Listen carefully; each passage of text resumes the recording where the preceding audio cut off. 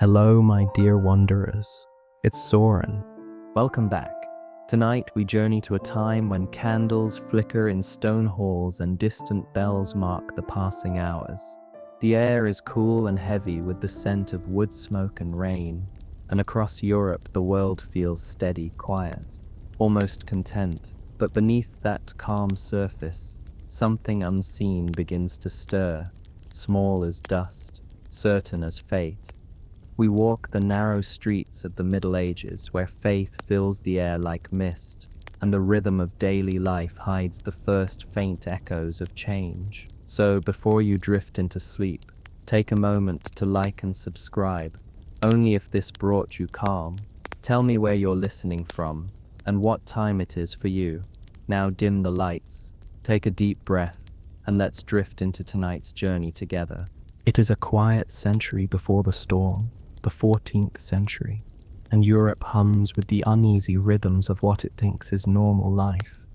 The world, for the most part, is small, earthy, and repetitive. Kings make laws, peasants make bread, monks copy texts, and everyone waits for the next season, the next harvest, the next war that will probably feel a lot like the last one. It is a time when faith explains nearly everything, and the mysteries of nature, lightning, illness, bad crops, are comfortably filed under divine will. The people who live in that world do not yet know that within a few decades something invisible and microscopic will stroll into their villages and politely dismantle the framework of their lives. If you happen to be an ordinary person in, say, 1330, you would wake each morning to sounds that were impressively organic. Chickens offered unsolicited commentary. Cows expressed existential discomfort. Someone was always chopping something, or hammering, or just talking too loudly about bread prices. The air smelled of smoke, animals, and humanity. Three scents that rarely took a day off. Clean water was a relative concept, and hygiene existed mostly as an aspiration. Baths were not so much scheduled events as sudden impulses. Like philosophical breakthroughs, cities were growing. Merchants and artisans were beginning to stretch across regions, dragging with them goods, languages, and whatever microorganisms happened to hitch a ride. The Silk Road, the glittering artery that linked China with Europe, was at its busy peak, carrying not only silk and spices but ideas, songs, and less visible cargo that no one would bother to inspect.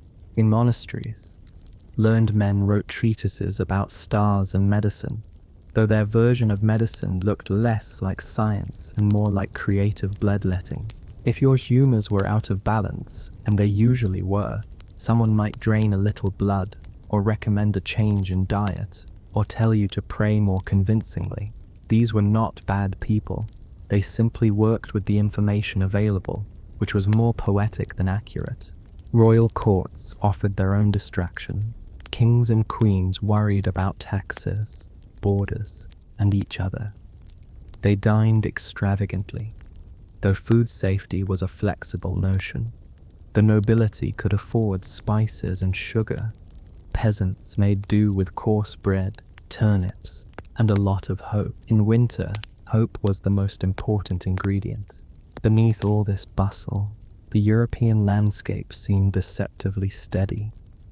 Cathedrals rose slowly toward heaven, laborers sweating under the watch of saints carved from stone. Pilgrims trudged along muddy roads to touch relics, bones of saints, splinters of the true cross, believing these objects held protective power, and maybe for a while they did. The illusion of stability is always comforting, but the world was already connected in ways it did not fully understand. The Mongol Empire's enormous reach had stitched together continents. Goods, messengers, and armies crossed from east to west in a steady stream, and along that same route, so did rats, fleas, and something that didn't look like trouble until it did. Somewhere in the depths of Central Asia, a small bacterium was quietly multiplying in the blood of rodents. It had no agenda. It simply existed, the way most things do, until it found the perfect ecosystem for global expansion, a human civilization that loved to trade, travel, and live close together. Imagine, if you will, the setting, the steppe regions of Central Asia, dry and harsh, with burrowing rodents nesting beneath tufts of grass. Inside their bodies lived the bacterium, later named Yersinia pestis. It did not care about human hierarchies or theology. It thrived where it could. The fleas feeding on these animals found themselves occasionally without a host. When the rodents died, the fleas moved on, hungry, persistent, and entirely indifferent to the future headlines of European history. Trade caravans carried more than goods. Rats nestled among grain sacks, their fleas along for the ride. The great trade cities, Samarkand, Kashgar, and others, were waypoints not only for silk and spices, but for pathogens. By the time the bacterium reached the fringes of the Mongol world, it had become an uninvited guest at the largest cultural exchange program in history. Back in Europe, people were oblivious. Life expectancy floated somewhere in the mid-30s, but that statistic was misleading. Many died young, and those who survived childhood could live to 50 or even 60, provided they avoided famine, war, and random accidents involving ox carts. There was a certain calm in the predictability of hardship. The social pyramid was tall and heavy at the top. Nobles owned land, peasants worked it, and the church acted as both referee and therapist. Religion wasn't just belief, it was infrastructure. It shaped calendars, morals, and bedtime stories. Priests interpreted the mysteries of life, including why some crops failed or why one family seemed cursed with bad luck. The answer was usually sin, demons, or divine testing, concepts that explained everything without solving anything. Meanwhile, ships traced the coasts of the Mediterranean, sailing between bustling ports: Genoa, Venice, Constantinople, Alexandria, trading fabrics, metals, and the illusion of progress. Commerce, though, is a two-way street. What one ship delivered, another carried onward, multiplying connections across seas that felt infinite and yet were small enough for disease to cross in days. Historians like to describe the early 14th century as a period of mild prosperity mixed with mild anxiety. Crops were recovering after earlier famines. Populations were growing, and yet there was an undercurrent of fragility, as if everyone sensed that good fortune had an expiration date. Then came the climatic misfortunes. Around 1315, Europe had endured the Great Famine, a series of miserable years when rain fell too often and crops failed too consistently. Thousands starved. People learned what desperation tasted like, and afterward, even as harvests improved, that memory lingered. The earth itself seemed unpredictable, sometimes generous, sometimes cruel. The idea that nature could rebel against humanity was already familiar long before the plague made it literal. When we look back now, with microscopes and germ theory, we can trace the threads. Fleas carrying Yersinia pestis traveled on rodents along the Silk Road, hopping between caravans, camps, and ships. But to medieval people, nothing so small could possibly cause something so large. They had no vocabulary for bacteria. Illness came from bad air, or divine anger, or celestial misalignment. The real explanation, the one too tiny to see, would have sounded absurd. Still, some part of the human psyche notices patterns even when it can't explain them. Traders might have whispered about strange illnesses in the East, about caravans where men fell sick overnight, their bodies covered in swollen lumps. Such stories traveled slower than the disease itself. By the time rumor arrived, the reality had already moved on. And then, almost unremarkably, the first domino tipped in the 1340s. Somewhere near the trading outposts along the Black Sea, the plague began to erupt with visible fury. Fleas, rats, and humans formed a temporary alliance of destruction. The disease jumped hosts easily, turning ships into floating laboratories of contagion. Before we drift toward those harbors, it helps to understand what the plague actually was. Not metaphorically, but biologically. Yersinia pestis is a bacterium that can infect animals and humans, transmitted mainly by fleas. When a flea bites an infected animal, the bacteria multiply in its gut, forming a blockage that keeps the flea perpetually hungry. Starving, it bites again and again, each time vomiting bacteria into its new victim's bloodstream. A simple yet effective business model. Once inside a human, the bacteria target the lymphatic system, causing those infamous swellings, buboes, often in the armpits, neck, or groin. The name bubonic plague comes from those lump symptoms escalated quickly. Fever, chills, vomiting, delirium, and a sense of doom that was probably justified. Without treatment, which of course didn't exist, the mortality rate was staggering. Some died within a day. There were other forms too. As if the bacteria reached the lungs, it became pneumonic plague, spread by droplets through coughing, a terrifying upgrade. And if it invaded the bloodstream directly, septicemic plague, death came so swiftly that victims sometimes died before developing visible symptoms. For medieval Europe, this microscopic storm was about to become the defining event of an era. It would kill not only millions, but also certainties about medicine, faith, and the very order of the world. Yet, before the screams and the prayers, and the silence that followed, there was still a moment when life looked deceptively normal. Bakers baked, children played, priests chanted. Somewhere, a rat scratched in the straw, and a flea leapt onto a passing traveler, beginning a journey that would rewrite history. That traveler, perhaps a merchant or sailor, had no reason to think he carried anything remarkable. He might have noticed a few dead rats on his ship or in a warehouse, but rodents died all the time. He had goods to sell, coins to count, and a family waiting somewhere beyond the horizon. The horizon, as it turned out, was much closer than anyone imagined. The port cities of the Black Sea were lively crossroads. Genoese merchants traded there under the watch of Mongol lords. The city of Caffa on the Crimean coast was one of those buzzing hubs where east met west. Warehouses overflowed with grain and cloth. Rats flourished. Fleas thrived. Disease did what it always does.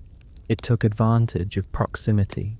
When an outbreak erupted among the Mongol armies besieging the city, the pattern was set.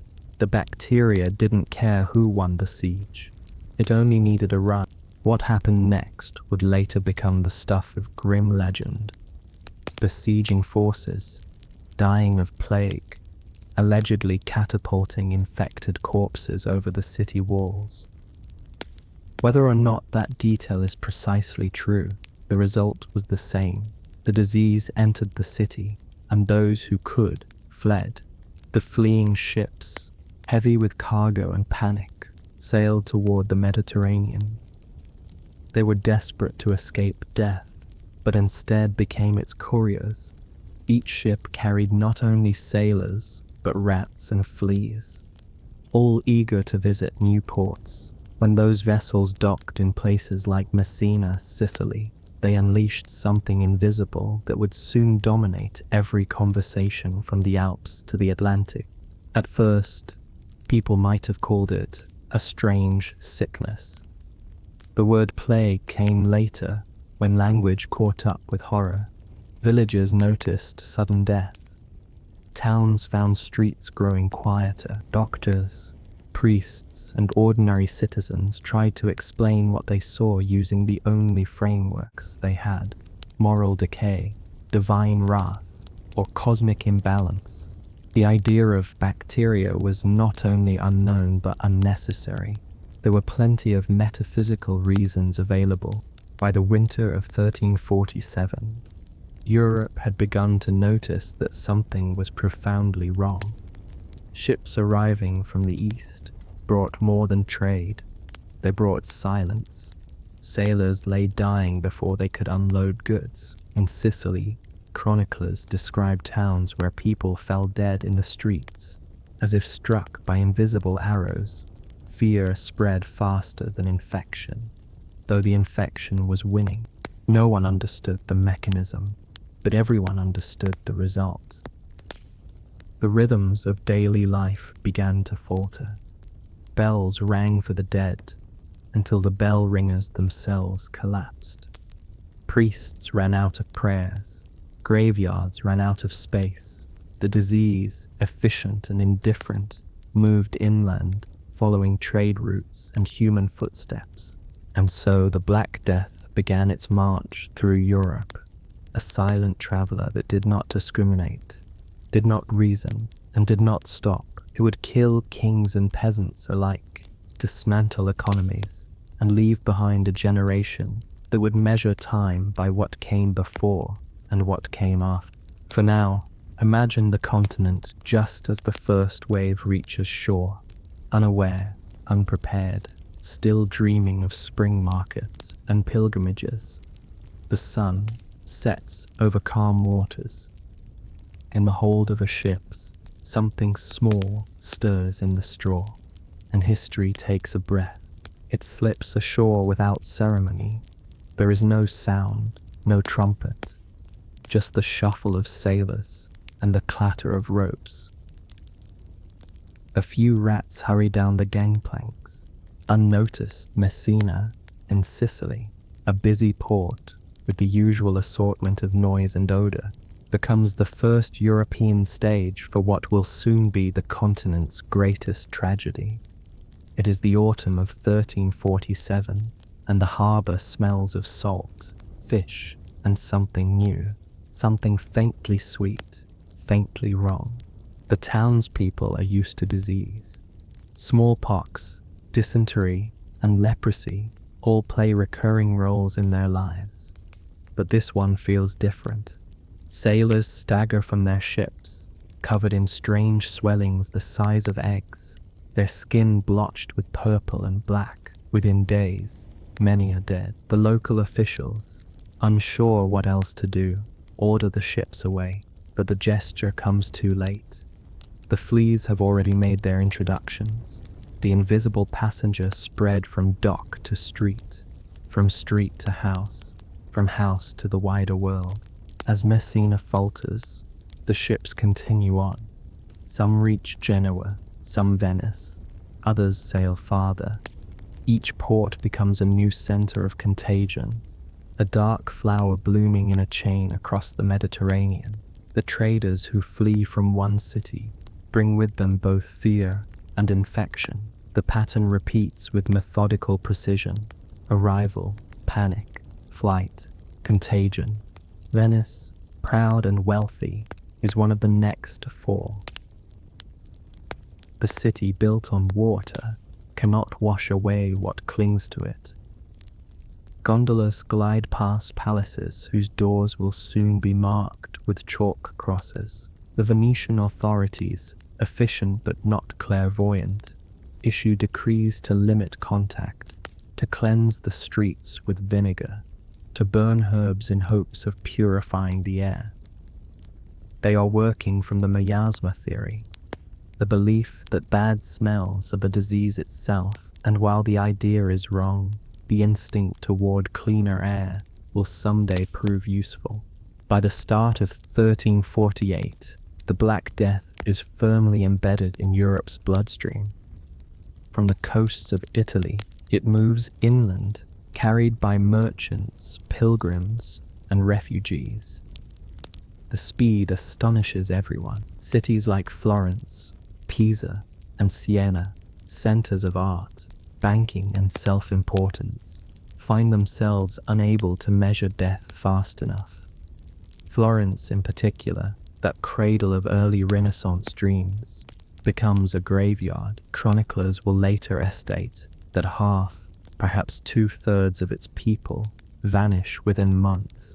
The writer Giovanni Boccaccio, who survives the ordeal, tries to describe what he sees. Bodies piled in streets, families abandoning their own dead for fear of catching the disease. Doctors baffled, priests exhausted. He writes the Decameron not as therapy, though perhaps it functions that way, but as a document of survival. His 10 storytellers flee the infected city to a countryside villa, telling tales to distract themselves while the world outside unravels. The idea that narrative can soothe catastrophe is one of the more human responses to disaster. Meanwhile, across the Alps, France begins to suffer. The port of Marseille receives infected ships early in 1348, and the disease moves northward along the Rhone Valley. Avignon, then the seat of the papacy, becomes another epicenter. Pope Clement VI, aware that prayers seem to have limited effect, orders fires lit around his residence to purify the air. He spends his days in relative isolation, surrounded by burning herbs. The pontiff's faith remains intact, but his understanding of ventilation turns out to be the more practical miracle. The death rate among clergy is astonishing. Priests, obligated to minister to the sick, die in large numbers. Monasteries and convents empty out. In some towns, the dead outnumber the living so dramatically that entire parishes disappear from record. Chroniclers note, with grim understatement, that the bells rang until there were none left to ring them. France loses roughly 1/3 of its people, maybe more. The numbers vary because no one is counting accurately, and perhaps no one can bear to. Whole families vanish without documentation, their belongings scavenged or burned. The scale of erasure is hard to imagine, a demographic collapse so severe that the echo of it reshapes economies, wages, and even worldviews for generations. The Iberian Peninsula receives the plague through its Mediterranean ports. In Aragon, Valencia, and Castile, panic mirrors that of Italy and France. King Alfonso XI of Castile, a competent if occasionally unlucky ruler, dies of plague in 1350 while besieging Gibraltar. His death reminds everyone that titles offer no immunity. The disease is ruthlessly democratic. Northward, across the Channel, England watches and waits. News travels slowly, but fear travels faster. By the summer of 1348, English ports begin to report strange deaths. The first confirmed outbreak strikes Melcombe Regis in Dorset. Merchants arriving from France bring cargo and a few dying rats. From there, the sickness spreads along the coast, then inland toward London. In the capital, the density of life guarantees catastrophe. Narrow streets, open sewers, pigs wandering freely, and a near-total absence of sanitation form the perfect stage. By late 1348, the city is engulfed. Cemeteries overflow. New burial grounds, like East Smithfield, open outside the walls. Workers dig mass graves, stacking bodies in layers. Chroniclers describe the sweet, rotting odor of death that lingers over the Thames. Even writing about it years later, they can't quite find enough adjectives. The English court does not escape. Parliament suspends meetings. King Edward III issues proclamations against excess and moral decay. as if sin were the contagion. It is a comforting theory, punishment, rather than randomness. People prefer meaning, even terrible meaning, to chaos. Scotland, observing its neighbour's misery, briefly entertains the idea that the plague is an English problem, perhaps even divine retribution. It is not. The Scots assemble an army to raid the border, assuming their enemies are too distracted to fight back. The invasion never happens. The soldiers catch the plague themselves. It sweeps through their camps with grim efficiency, then spreads north, across the Highlands. No one wins. Ireland fares no better. Trade and travel carry the disease from England to Dublin and beyond. Monks record that scarcely a household escaped, which is not an exaggeration. Across Europe, the same story repeats with minor local variations. Whether Catholic or Orthodox, noble or peasant, everyone breathes the same air and meets the same fate. By 1350, the Black Death has reached nearly every corner of Europe. Norway, Sweden, and the far north experience delayed but devastating outbreaks. Even Iceland, isolated and sparsely populated, eventually succumbs, its limited human contact proving only a temporary shield. The plague is thorough. Modern scholars, armed with genetics and mathematics, estimate that Europe loses between 1/3 and 1/2 of its total population within roughly 4 years. Some regions fare worse. In parts of Italy and France, mortality approaches 70%. It is not just death, it is disappearance. Villages vanish entirely, fields return to weeds, and churches collapse from neglect. In art and literature, the tone shifts. Before the plague, paintings had celebrated saints and salvation. Afterward, skeletons appear beside princes and popes, dancing or whispering reminders that all flesh decays. The dance macabre, or dance of death, becomes a popular motif. It is morbid, yes, but also strangely equalizing. Death as the great leveler appeals to a generation that has seen equality enforced in the harshest possible way. Among survivors, reactions vary. Some turn to religion with desperate intensity, joining processions and flagellant movements. Groups of penitents who march from town to town, whipping themselves to atone for humanity's sins. Others, having seen prayer fail, abandon piety altogether and chase pleasure while they can. Chroniclers describe taverns overflowing, morality bending, and social norms dissolving like wax in heat. Neither reaction is entirely rational, but rationality is a luxury when half your friends are gone. Medicine, such as it is, collapses under the weight of mystery. Physicians wear long robes and strange beaked masks filled with aromatic herbs, thinking the scent will filter out the deadly air. The beak, at least, keeps them from inhaling fleas, though no one realizes that treatments include bloodletting, purges, and the application of various unhelpful ointments. The mortality rate among doctors is predictably high. The church struggles too. Priests die faster than they can be replaced. Theological explanations begin to sound thin. If the righteous perish alongside the wicked, what does that say about divine justice? It is a question many ask quietly, and some stop asking at all. The authority of the church, while not destroyed, develops cracks that centuries later will widen into full reformation. Economically, the effects are paradoxical. Fewer people mean less labor, and less labor means higher wages. Surviving peasants discover, for the first time, that they have bargaining power. Landlords, desperate to harvest crops, must pay or negotiate. Some respond by trying to freeze wages through law.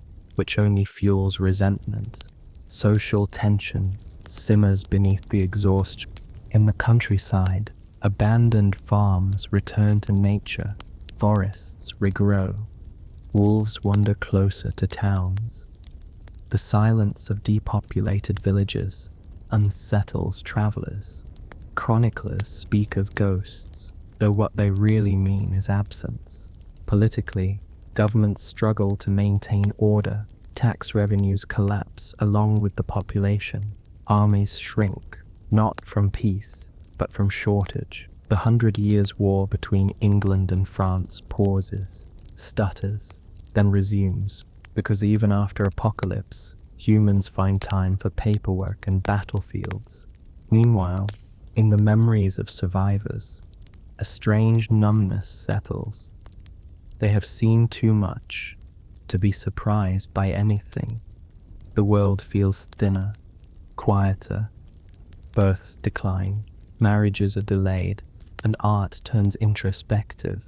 The Middle Ages, once noisy with faith and feudalism, begins to lean towards something more skeptical, more human-centered, a faint prelude to what will later be called the Renaissance. Still, in 1351, as the main wave finally fades, no one is thinking of renaissances.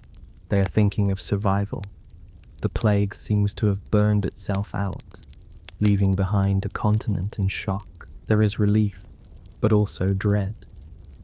People whisper that it might return. They are correct, because Yersinia pestis never truly leaves. It hides in rodents, waiting for another opportunity.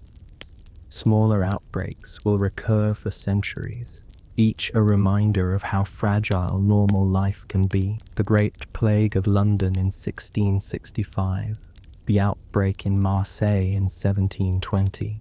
These are aftershocks of the same ancient catastrophe. The bacterium is patient, and history, as it turns out, has a long memory.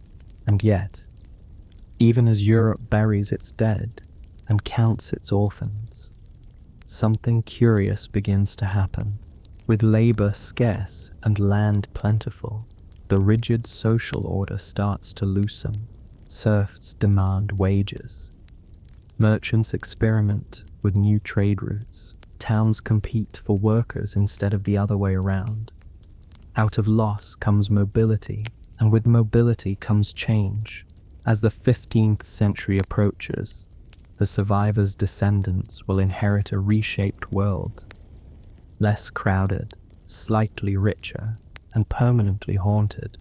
They will tell stories of the Black Death as both punishment and turning point. It will become legend, then history, then metaphor, but for those who lived through it, it was none of those things. It was simply the end of everything familiar. The years following the Black Death unfold with a peculiar quiet, the kind that settles after a long storm. The air feels cleaner, though it is not. It's simply emptier. The survivors move through their days as if walking across the ruins of a dream that used to make sense. Whole neighborhoods stand hollow, fields lie untouched, and the roads that once thrummed with pilgrims and merchants now echo with the shuffle of a few scattered souls who have not yet learned how to trust ordinary life again. In England, by the early 1350s, King Edward III surveys a kingdom that has technically survived, but spiritually deflated. He orders new burials to be blessed and decrees days of fasting and repentance. He also tries to enforce something called the Statute of Laborers, a law meant to freeze wages at pre-plague levels. The reasoning is simple. Too many peasants now realize their work is valuable, and the aristocracy, unused to negotiating with their inferiors, is deeply offended by reality. The law is ignored almost immediately. It turns out people who've stared death in the face are not easily bullied back into obedience. Peasants, tenant farmers, and artisans begin to test the boundaries. Some move to towns, seeking better pay. Others occupy abandoned land, claiming it as their own. The demographic collapse has created an accidental experiment in freedom. Labor shortages make lords desperate. The rich need workers more than workers need the rich. And that simple inversion will ripple through the next century like a quiet revolution in slow motion. Across the Channel, France is in no better shape. The 100 Years' War had already turned large sections of the countryside into smouldering playgrounds for mercenaries, and now, the plague's aftermath leaves even fewer hands to rebuild. Fields rot under weeds, and villages shrink to clusters of survivors who still flinch when someone coughs. The French crown, bankrupt and exhausted, raises taxes to fund the ongoing war with England, and the peasants, who have just rediscovered their anger, revolt. The Jacquerie uprising of 3058 explodes with sudden ferocity. Peasants, armed with farm tools, storm manors and burn what they can. Their rebellion is short-lived, crushed within weeks, but its echoes will persist. It's the sound of feudalism beginning to crack. Meanwhile, in Italy, art begins its strange, defiant recovery. The plague had ravaged Florence, Siena, and Venice, cities that once brimmed with color, now muted by ash and fear. Yet from this silence emerges a subtle rebellion. Beauty, painters and sculptors, perhaps as a way of talking back to death, start to explore realism, light and emotion in new ways. The frescoes of Ambrogio Lorenzetti in Siena's town hall, painted before the plague, show an idealized city of balance and virtue. After the plague, newer works seem haunted, reflective, less convinced that moral order guarantees safety. Humanity's focus starts to tilt inward, toward individual experience. Monasteries, the survivors record what they can. Chroniclers fill pages with death counts, confessions, and theological musings. Some sound numb, others bitter. The question, why, floats through every line. The official answer, divine punishment, still appears, but less confidently. You can sense the cracks forming between faith and observation. Some monks, curious and brave, begin noting patterns. The sickness moves with travelers. The rats seem numerous before outbreaks. Certain airs smell foul when disease spreads. These are not yet scientists, but they are beginning to look at the world with a kind of tired curiosity that will centuries later become the scientific method. In rural England, the effects of depopulation become visible in the landscape itself. Forests creep back over abandoned farms. Wild animals reclaim empty fields. Some manors, unable to find tenants, crumble into ivy and ruin. The soundscape of the countryside changes. Fewer bells, fewer plows, more wind. The survivors might not describe it as peaceful, but it has a peculiar serenity, a calm born of exhaustion. Within families, the social arithmetic shifts too. Inheritance laws buckle under the strain of so much sudden death. Distant relatives inherit lands they have never seen. Women, often widowed or without brothers, step into roles once reserved for men, running farms, managing trade, even taking apprentices. Society adjusts, not out of ideology but necessity. Gender roles bend, sometimes break, and though the rigidity will reassert itself later, the memory of flexibility lingers. The church, meanwhile, tries to restore confidence. Processions resume, indulgences are sold with fresh enthusiasm, and relics multiply suspiciously. People still want salvation, but they now seek it with a hint of skepticism. If God's will was so indiscriminate, perhaps one's personal relationship to faith matters more than institutional authority. This subtle doubt will simmer for nearly 2 centuries before erupting as the Reformation. In Germany, Another kind of restlessness takes root.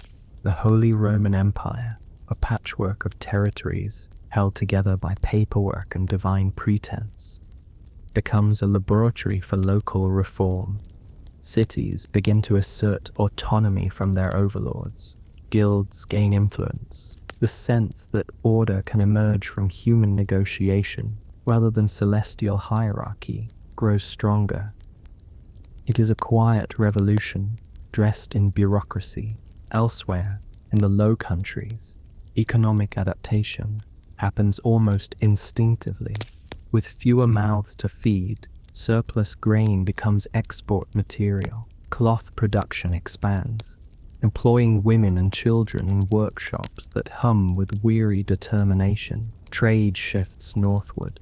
The Hanseatic League strengthens its hold on the Baltic. The rhythms of commerce re-establish themselves, slightly altered, as if even business has learned humility. In Scandinavia, the population decline is so severe that entire settlements vanish from record.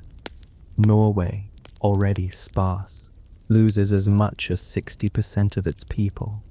The monarchy struggles to function, its bureaucracy disintegrating. For decades, the country will stumble through a quiet demographic fog before slowly recovering.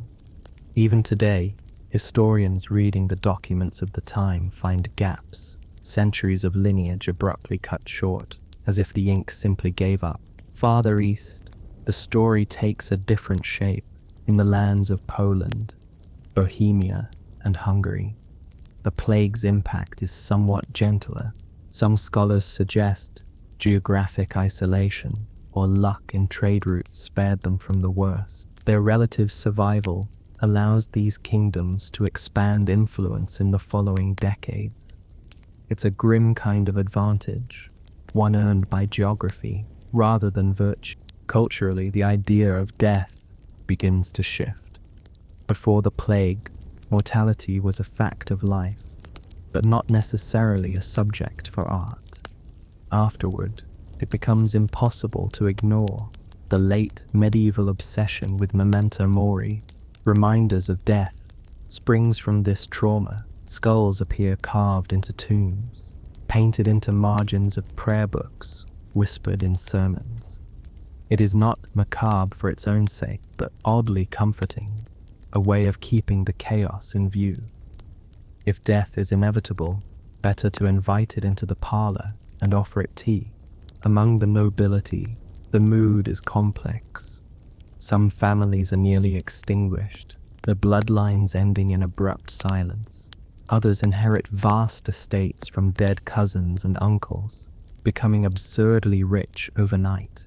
The inequality of survival reshapes aristocratic power, maps royal marriages. Always political, now carry the additional flavor of consolidation, linking what remains rather than expanding into new frontiers. The royal courts of Europe begin to look like family reunions attended by ghosts. And yet, for all the melancholy, there is also a faint undercurrent of resilience. Humans, inconveniently persistent, rebuild, towns reopen markets, ships set sail again, and plows return to soil. Children are born into a world that remembers loss, but not despair. They grow up hearing stories about the great pestilence, the way modern children hear about distant wars. Terrifying, yes, but abstract. Within a generation, the immediacy fades, replaced by legend. By the end of the 14th century, Europe is no longer the same continent. Population recovery is slow but steady. Economic systems adjust to scarcity. Art, literature, and even theology begin to sound more human, less cosmic. The focus turns from salvation to experience, from the eternal to the immediate. That shift, quiet and cumulative, will later blossom into humanism. Still, the shadow of the Black Death never disappears entirely. Smaller outbreaks continue to flare up every decade or so. like aftershocks. People learn to live with the possibility of return. Towns develop primitive health measures. Quarantine becomes a word and a practice. The term comes from the Venetian quaranta giorni, meaning 40 days, the period ships were required to wait before unloading passengers or goods. The policy, half desperation and half logic, actually worked. It marks one of the first organized public health responses in Western history, born not from understanding germs but from observing patterns. The very idea of public health, governments taking collective measures to protect citizens, has its roots here. Not out of compassion exactly, but practicality. A dead workforce is bad for business. City councils hire pest doctors, pay for waste removal, and experiment with isolation zones. The methods are crude, but the intention is revolutionary. Civilization, it seems, is learning to manage its own fragility. If the 14th century began in faith and ended in fatalism, it also ended in adaptation. The survivors, their children, and their grandchildren carry the memory forward, reshaping law, labor, and imagination. The world that will eventually produce Leonardo da Vinci, Gutenberg, and Columbus grows out of this compost of sorrow and innovation. The plague, uninvited and devastating, becomes an accidental midwife to modernity. And so, as Europe drifts into the quieter decades that follow, the fields grow green again, the cities repopulate, and the scent of death fades from the air, though never from the collective mind. Life, inconveniently, persists. The years drift onward, and though the graves have long been covered, the collective mind of Europe remains unsettled. People speak of God in softer tones, as though afraid he might still be listening too closely. The priests who survived the plague preach with weary conviction, their congregations smaller, their faiths fractured. The survivors do not quite trust Providence anymore.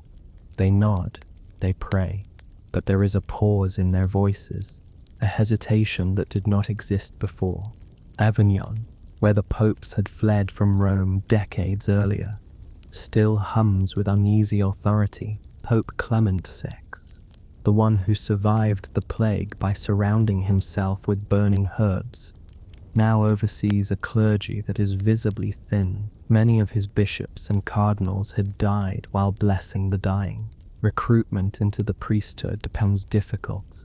Those who do join the church often do so out of duty or desperation rather than zeal. Faith in this century becomes something quieter, less aflame, more a low, flickering candle that no one quite dares to blow out. Relics multiply like mushrooms after rain. Every cathedral claims to possess a holy fragment of something, a splinter from the true cross, a saint's finger bone, a drop of sacred blood conveniently sealed in crystal. These artifacts, once comforting symbols, become an industry. Pilgrims resume their wandering, carrying diseases and prayers in equal measure.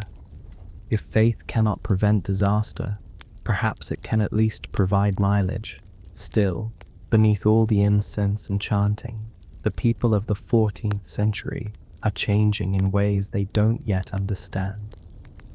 Religion remains their framework, but it begins to coexist with something new: skepticism. It is not the loud, rebellious skepticism of later philosophers, but a soft, exhausted version, the kind that comes from seeing too much. When a priest promises divine protection, people listen, but they also remember the graves outside their village and nod politely. The monasteries, once the intellectual engines of Europe, are quieter now. Many lost entire generations of scholars to the plague. The surviving monks spend less time debating angels and more time repairing roofs. Yet within those silent cloisters, something delicate starts to stir: curiosity. The shock of the Black Death has cracked the certainty of medieval thought. If God's will can be so arbitrary, perhaps not everything can be explained by theology. Perhaps observation, patient, careful observation, has its own value. Somewhere in Paris, a scholar named Guy de Chauliac, who lived through the plague as a physician, begins to write what will become one of the most influential medical texts of the Middle Ages. He documents symptoms, methods, and survival rates with a calm precision rare for his time. He doesn't know about bacteria, but he suspects the disease spreads through contact. It is an extraordinary leap of logic in a century that still blames the stars.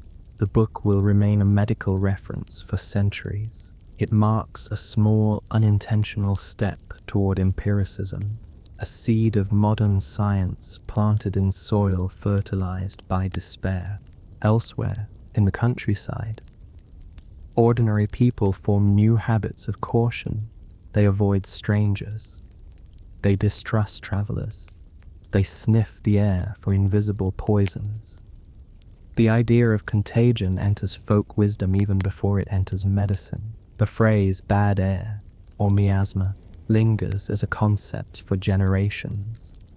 But it is at least a start, an acknowledgement that sickness might have a physical path.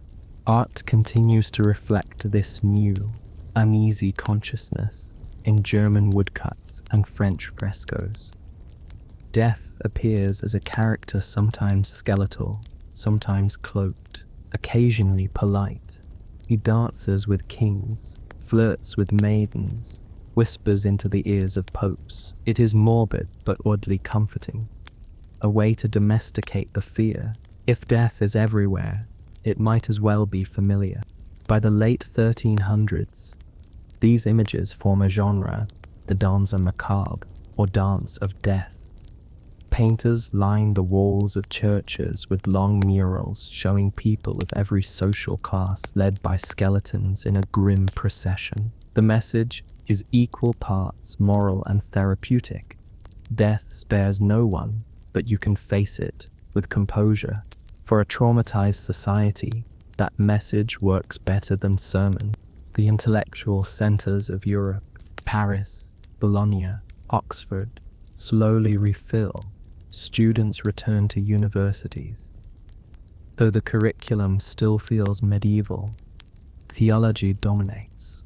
But medicine and natural philosophy begin to assert themselves. Teachers discuss Aristotle, Galen, and Hippocrates, but with a tone that's slightly more tentative. Experience has humbled theory. The students who will one day challenge orthodoxy are now sitting quietly, memorizing Latin, waiting for the world to be ready for them. Meanwhile, the merchant class, that ever-ambitious layer between nobility and peasantry, senses opportunity with land cheap and labor scarce. Trade expands. Families, like the Medici in Florence, begin their rise. Banking becomes not just a convenience but an institution. The circulation of money replaces some of the faith once placed in relics. Wealth, after all, offers tangible rewards. And where wealth flows, art and architecture follow.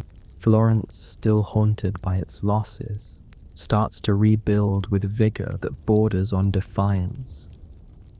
The city commissions new works, new cathedrals, new frescoes, acts of beauty as rebuttals to despair. Brunelleschi experiments with perspective, a technique that will later reshape all of art. Giotto's earlier frescoes, painted before the plague, seem almost naive in their optimism.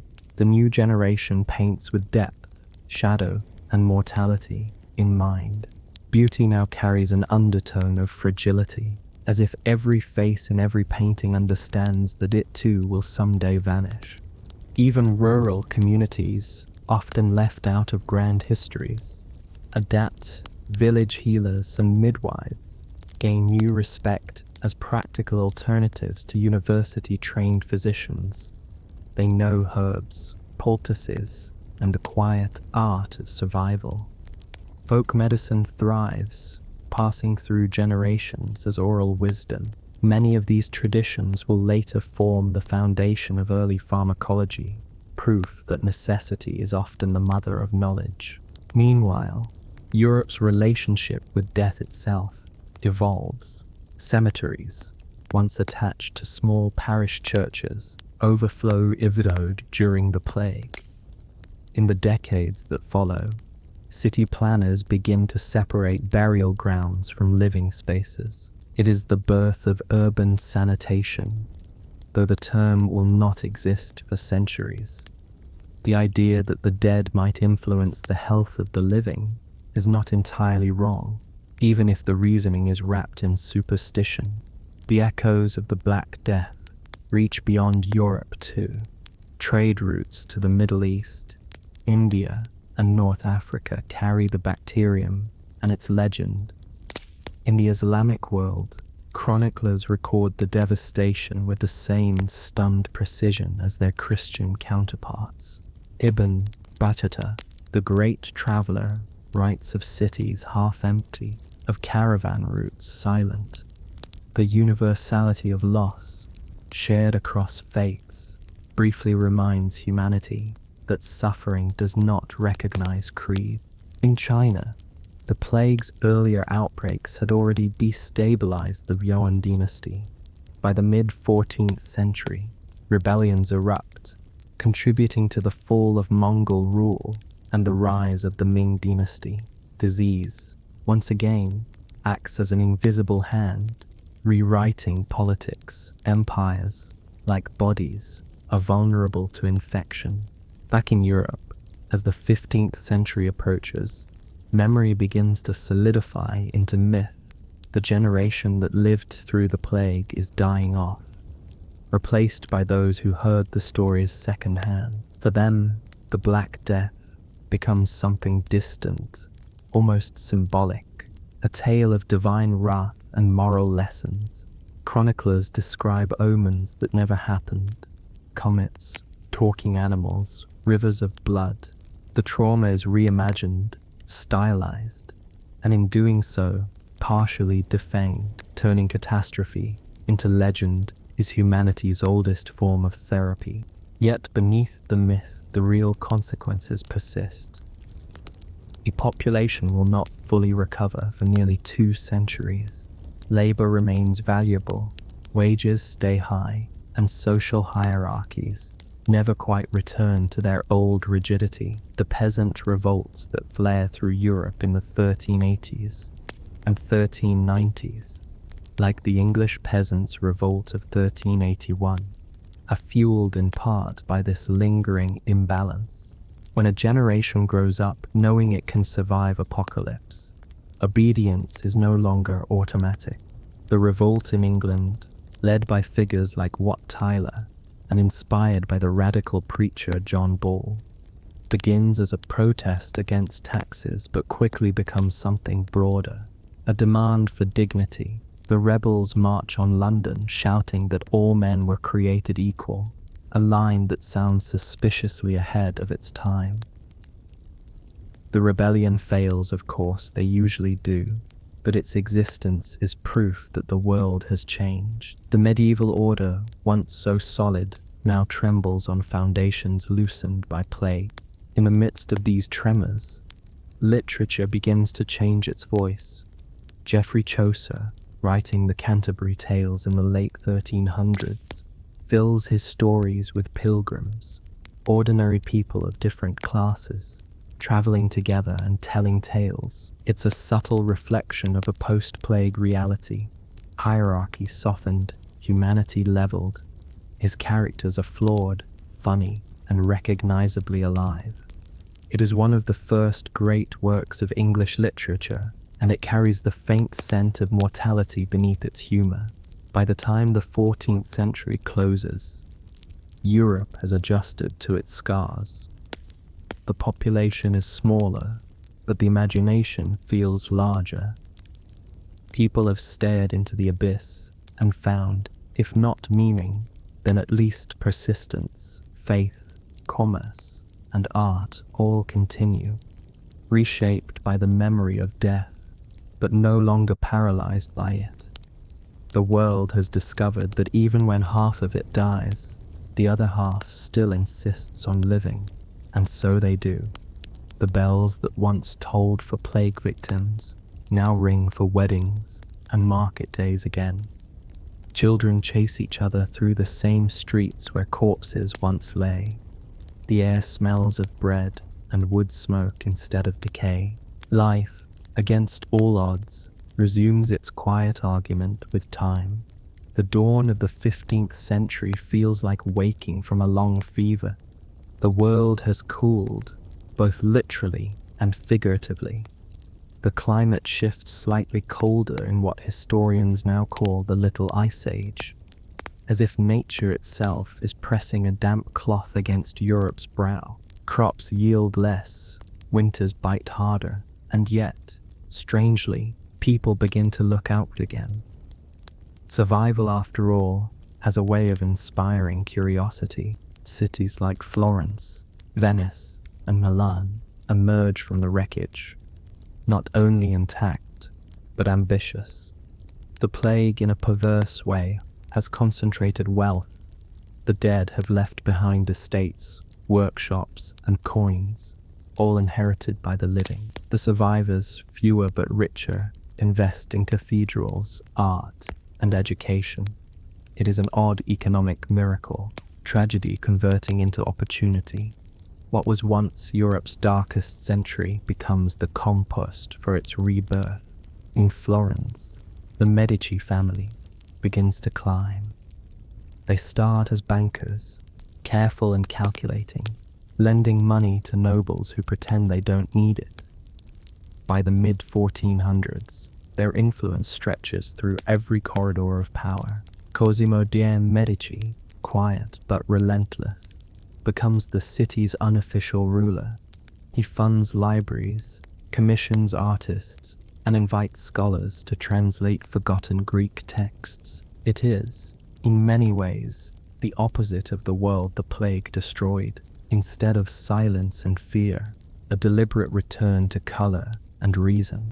Venice, that improbable city afloat on water, thrives too. Its trade routes, once the highway of death, now pulse with commerce again. Venetian merchants import silk, spices, and new ideas from Byzantium and the East. They also develop the habit of keeping meticulous records, ledgers, ship manifests, contracts. Paper becomes the nervous system of Europe's recovering economy. From these habits of documentation, banking and accounting evolve into their modern forms. The desire to quantify risk, once a matter of prayer, becomes a matter of arithmetic. Across the continent, towns that had emptied during the plague are slowly repopulated. Markets reopen, festivals return. The laughter is quieter at first, as if people are testing whether joy is still allowed. But laughter, like disease, spreads easily once it starts. By the late 1400s, Europe hums again, not with certainty, but with determination. The population rebound takes time. Birth rates rise, but replacement is slow. Many regions will not reach their pre-plague numbers until the 16th century. Yet, paradoxically, the reduced population improves living standards. With fewer mouths to feed, food becomes more available. Meat appears more often on tables once reserved for bread and broth. Laborers demand and receive better pay. Some peasants even buy land outright, breaking centuries of feudal inertia.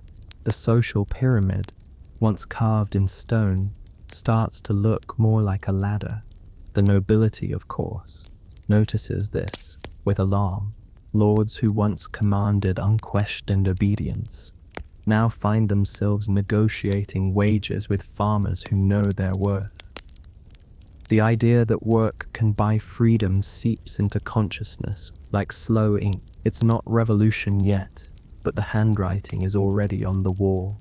In England, this shift unfolds quietly At first, the Statute of Laborers is still technically law, but enforcement dwindles. The rising merchant class builds houses in stone, sending their sons to universities once reserved for clergy. A new middle litter emerges, neither noble nor peasant, neither rich enough to rule nor poor enough to starve. They call themselves the commons, and their presence will someday redefine politics. Meanwhile, the church continues its long process of self-repair. The papacy, having returned to Rome from Avignon, tries to reassert moral authority, but it feels increasingly bureaucratic. The sale of indulgences, the spiritual equivalent of a get-out-of-purgatory card, expands, bringing revenue, but also resentment. The memory of priests who fled during the plague still lingers in popular imagination. People remain faithful, but the faith is more transactional now. For many, salvation feels like a contract rather than a covenant. Art mirrors the mood. The grand, flat saints of Gothic panels begin to tilt and breathe under the influence of perspective.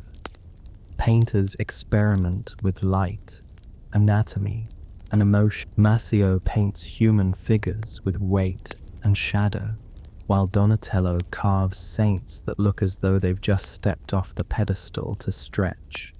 The new art is not just about beauty, it's about presence.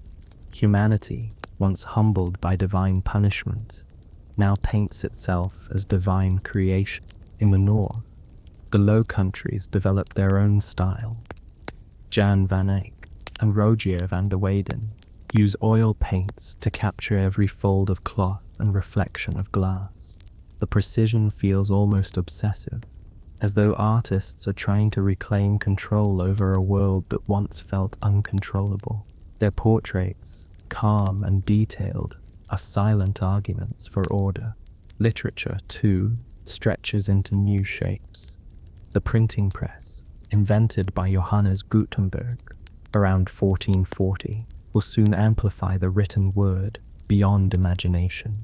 But even before that, manuscripts circulate widely, copied by hand in scriptoriums that have regained their rhythm. Writers begin to use the vernacular, everyday language rather than Latin. It is a democratic gesture, bringing stories and ideas out of cloisters and into homes. By the time Gutenberg's press begins spitting out Bibles, the cultural aftershocks of the plague have fully transformed Europe. Knowledge, once rare and fragile, becomes reproducible. A book, no longer a sacred object, becomes a tool. This democratization of reading and writing is perhaps the most profound legacy of the post-plague world. The fear that once silenced towns now fuels curiosity. The rebirth of learning finds patrons among the rich. Scholars rediscover the works of ancient Greece and Rome, translating them from dusty manuscripts preserved in monasteries.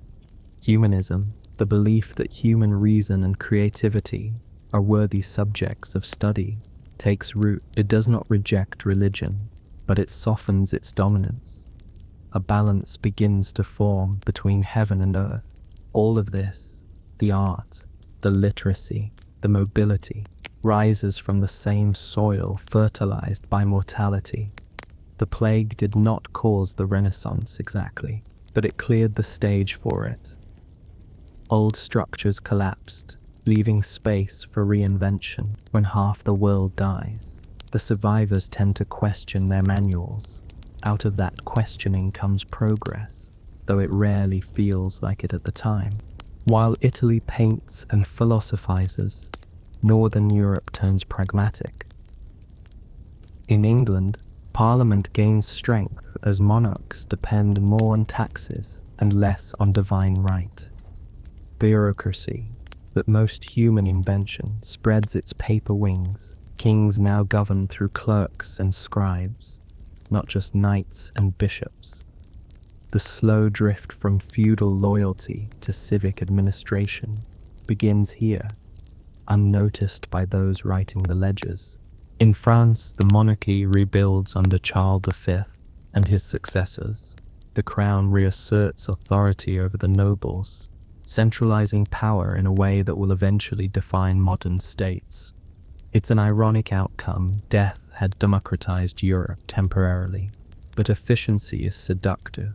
People prefer stability to chaos, even if it means bowing to new hierarchies. In Germany, the Holy Roman Empire continues its long experiment in organized confusion. Hundreds of small principalities coexist under a theoretical emperor. Trade flourishes along the Rhine and into the Baltic, where the Hanseatic League reaches its peak. These merchant cities, Lübeck, Hamburg, Bremen, operate almost like independent nations. Their wealth, born from ships and salt, funds cathedrals and universities. Commerce, more than conquest, becomes the engine of civilization. By the end of the 15th century, a faint optimism returns. Not the naive faith of the early Middle Ages, but a more mature confidence, an understanding that humanity can adapt even when it cannot control. Death is still present, but it has lost its monopoly on imagination. People no longer spend every waking hour preparing for the afterlife. They begin to invest in this one. This shift is visible in architecture too. Gothic spires give way to domes and arches inspired by classical Rome. The heavy heavenward yearning of the earlier age softens into symmetry. Cathedrals remain majestic, but their beauty feels more deliberate than desperate. They are built not just for worship, but for wonder. Of course, the plague never truly disappears. Small outbreaks continue through the 15th century, cropping up like stubborn footnotes in history. Cities still burn herbs, ring bells, and blame the stars. But the fear has changed shape. It no longer paralyzes, it instructs. People remember, they prepare. The idea of quarantine becomes civic duty, not superstition. In that quiet evolution, modern public health is born, not as compassion but as memory turned practical. By 1500, Europe stands on the edge of something vast. The world is about to expand. Literally.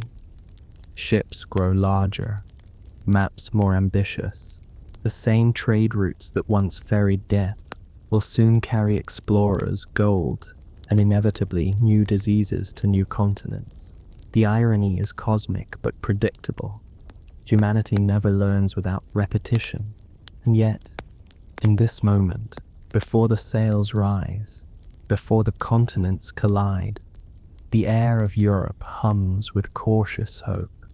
The memory of the Black Death still whispers in dreams, but now it sounds less like a curse and more like a warning that life, fragile as it is, continues. The great leveling has passed. The survivors, scattered across centuries, have turned fear into architecture, art, and inquiry. Out of plague grew perspective. Time moves quietly now, and the echo of the 14th century hums beneath the surface of Europe's progress, like a low note in an endless song. The people who live in the early 16th century are surrounded by signs of renewal, cathedrals gleaming under new domes, workshops filled with apprentices learning to mix pigments or cast bronze, merchants writing contracts with brisk confidence. But somewhere in their family stories, in the bones of the old cemeteries at the edges of towns, the Black Death still lingers. It has become memory, but memory is a stubborn guest. Children grow up hearing their grandparents talk about the great mortality in the same hushed tone people later reserve for wars. The details blur, but the dread remains clear. They are told that once, entire villages vanished, that bells rang until no one was left to ring them, that the smell of burning herbs filled the streets while the air stayed thick with fear. These stories serve as both warning and inheritance. reminders that survival is fragile and civilization, however grand, rests on something that can crumble overnight. In this new world shaped by both faith and fatigue, people begin to codify what they have learned. Cities like Milan and Venice, having experienced repeated outbreaks, establish permanent health boards, officially di sanità, whose sole purpose is to monitor ships, travelers and markets for signs of contagion. They keep records, enforce quarantines, and collect data. For the first time in European history, disease management becomes a civic profession. The idea that a city might protect its people through organization rather than miracle feels almost revolutionary. These measures, primitive as they are, work surprisingly well. When new plagues flare up, containment is faster. The words lazaretto and contumacia enter the language. Quarantine stations where travelers wait out their 40 days, and enforced isolation for those suspected of infection. Fear remains, but it now has a bureaucratic form. Humanity, at long last, is beginning to write rules for its own survival. The clergy, though chastened, still holds immense influence. The church funds hospitals and almshouses, framing them as acts of charity and penance. Monks and nuns tend to the sick with quiet endurance, often dying in the process. They believe, not incorrectly, that service to the dying is service to God. The institutions they leave behind evolve into early hospitals, half hospice, half laboratory. Within their walls, rudimentary nursing becomes a recognized vocation. Healing, once the realm of saints and superstition, edges towards structure. But even amid progress, the shadow of the Black Death continues to flicker across imagination. Painters of the Renaissance, obsessed with anatomy and proportion, cannot help but include death in their studies of life. The same artists who paint cherubic angels and perfect human forms also sketch skulls in their notebooks, tracing the symmetry of mortality. Leonardo da Vinci dissects corpses not only to understand muscles and movement, but also, perhaps, to reconcile the living and the dead. His notes speak of curiosity, but there's an undertone of reverence, as if knowledge itself is a prayer against decay. Writers, too, carry the echo. The late medieval fascination with morality plays gives way to humanist reflection. Instead of divine punishment, authors explore human folly, resilience, and irony. In England, the morality play Everyman appears a simple story in which a man, summoned by death, learns that only his good deeds can follow him to the grave. It is not subtle, but it is enduring, a kind of literary survivor's guilt distilled into theatre. Meanwhile, in the universities of Europe, medicine begins its slow divorce from astrology. Anatomists argue, often quietly, that celestial bodies might not influence bodily humors after all. Section, once taboo, becomes an educational rite. Students watch as professors uncover the structure of the human body, their faces pale under the smell of preservation. What began as a desperate attempt to understand a mysterious plague gradually turns into the systematic study of life itself. The shock of death has given birth to anatomy. In daily life, however, most people still live close to the edge of survival. The gap between rich and poor remains wide, and hunger is an old acquaintance. But something subtle has shifted in the relationship between those two extremes. Laborers know their worth. Artisans form guilds to protect wages and training. Merchants sponsor charities, chats out of kindness, but civic pride. The economy now rests less on obedience and more on negotiation. This change brings with it new kinds of tension. Peasant uprisings continue intermittently, local, angry, and quickly suppressed. Each time, rulers respond with laws and punishments that sound familiar, as if trying to rewind history to before the plague. But time, like contagion, only moves forward. The idea that a person might have rights independent of class or birth is taking root. It will grow slowly, unevenly, and dangerously, but it will grow.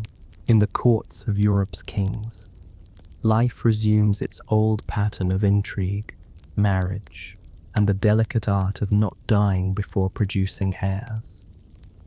Yet even there, traces of the plague's legacy remain. Royal physicians keep detailed notes on hygiene, urging rulers to bathe occasionally, to avoid stagnant air, and to separate sewage from drinking water, advice that will eventually become obvious. For now, it is cutting-edge science. Architecture bears scars too. Many towns rebuild their walls after outbreaks, expanding beyond the limits of their medieval cores. Public squares grow wider, streets straighter. It is not only aesthetic, it's hygienic. Open space allows air to circulate, or at least that's the theory. The new urban design of post-plague Europe unintentionally sets the foundation for modern city planning. The same fear that once emptied streets now dictates how they are built. As decades drift by, plague becomes an expected visitor rather than an apocalypse. Chroniclers refer to it with weary familiarity. The pestilence returned again this year, as if noting the weather, yet every outbreak still leaves reminders. Graveyards expand in quiet increments. The frescoes depicting the dance of death darken under candle smoke, but remain visible, their skeletal figures always mid-step, always watching. In literature and art, this constant awareness of mortality does not suppress beauty, it deepens it. The Renaissance obsession with human potential coexists comfortably with a preoccupation with impermanence. The result is a culture that celebrates both vitality and fragility. To live fully, they seem to say, is to remember that one will not live forever. This coexistence of joy and dread becomes a defining rhythm of the age. Festivals of abundance flourish alongside Lenten fasts. Painters alternate between portraits of saints and portraits of bankers. Philosophers debate free will, while physicians weigh bodies. Everything feels balanced on the edge of opposites. Life and death, spirit and flesh, heaven and earth. Even the language of death softens. Tomb inscriptions move away from pleas for mercy towards statements of remembrance. Pray for me becomes remember me. It is a small change, but it signals a profound shift in perspective. The people of post-plague Europe are no longer pleading for deliverance. They are asserting their presence. Memory, not immortality, becomes the goal. The Black Death's true legacy, then, is not only demographic or economic, it is psychological. It teaches Europe to live with uncertainty, to make meaning within impermanence. That lesson seeps into everything. Art, law, trade, even conversation. The laughter in taverns has a slightly ironic tone now. The prayers in churches are quieter but more personal. The entire continent carries itself like someone who has seen the abyss and decided to build a house nearby anyway. By the mid-16th century, the world will have changed again.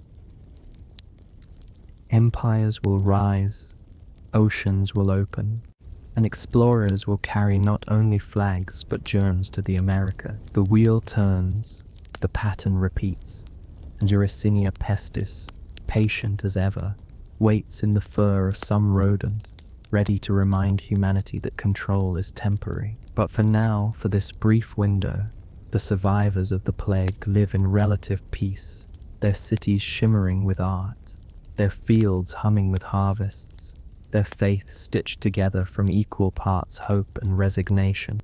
And when they gather in churches or marketplaces, when they tell stories to their children or light candles for their dead, they do so with a certain quiet understanding that the world can end and begin again in the same breath. The plague had shown them that endings were not final, only cyclical. Life was not guaranteed, but it was persistent. The bells that once tolled for the dying now mark hours of work and rest. The rhythm of ordinary life, interrupted for a generation, has returned with a steadier beat.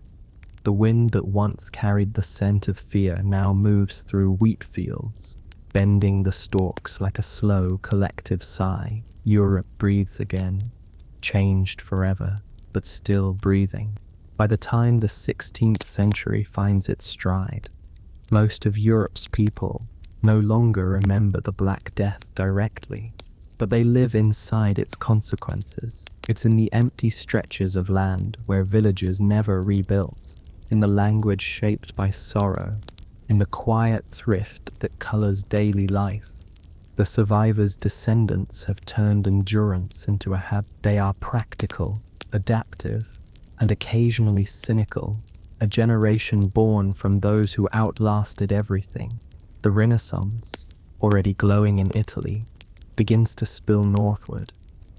The old medieval world, with its fear and fatalism, has given way to something more self-aware. Humanism takes root, not as rebellion, but as recovery. Philosophers speak of reason and dignity as if rediscovering muscles long unused. They study anatomy, astronomy, and literature with a gentle defiance that feels almost devotional. The world did not end, so perhaps it can be understood. Florence, once ground zero for pestilence, becomes the bright heart of this intellectual bloom. The Medici, ever shrewd, sponsor thinkers who can make the family's fortunes sound like a public service. Lorenzo the Magnificent turns his court into a salon of ideas, a place where poets and painters mingle with bankers. The frescoed walls of his palaces shimmer with color, but beneath the splendor lies a certain weariness. Beauty has become a form of insurance, something to leave behind in case the invisible enemy returns. Northward, in the German states, new ideas brew. The printing press, that quiet revolution of metal and ink, gives voice to more than scripture. Pamphlets and treatises spread faster than the disease that once crossed these lands. People who might never have held a book now own one. In a few generations, the control of knowledge shifts from monasteries to markets.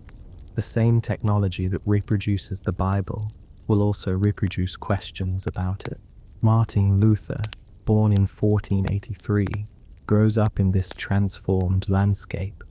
When he later pins his theses to a church door, he is not just protesting indulgences, he is speaking for a Europe still recovering from catastrophe. The church that failed to protect souls from plague is now being asked to explain itself. The Reformation, though theological in language, carries an older echo of disappointment, a quiet memory of unkept promises during the Black Death. The seed of doubt planted by mass graves flowers here, centuries later, in printed words. In England, the pattern repeats with local flavor. Henry VIII's break from Rome in the 1530s is as political as it is spiritual, but underneath the royal tantrum lies a similar weariness with remote authority. The English church reforms itself, confiscates monasteries and redistributes land. Many of those monastic estates had been hospitals during the plague years. Now they become private property. What once symbolized divine charity becomes an early experiment in capitalism. The ghost of the plague lingers in these transitions, invisible but decisive. Art, too, changes tone. The late Renaissance grows more intimate, more psychological. Portraits stare back at the viewer with unsettling awareness. The great fresco cycles of death and judgment give way to subtle gestures, hands clasped in quiet thought, eyes slightly tired. Even in grandeur, there is a trace of melancholy, as though everyone has inherited a sense that beauty and loss are inseparable.